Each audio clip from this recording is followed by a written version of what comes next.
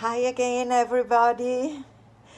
Those are the two beads I realized during the live breakfast in Murano. So this one is the blue one with the stripe, which is a kind of spiral going along all the body. And this is the other one, which has some dots.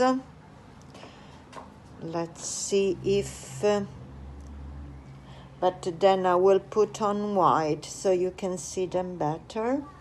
And with the last one that I put on this copper stick, now I will realize a kind of curl here.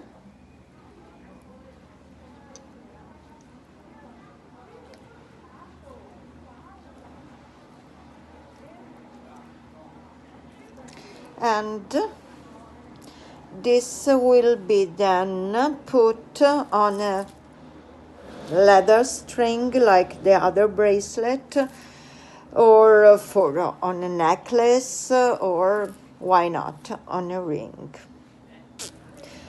Several of them, of course, or even just one has a ring. That could be nice too. And so thank you again for everything. I hope you enjoyed, and kisses to everybody. Have a great weekend.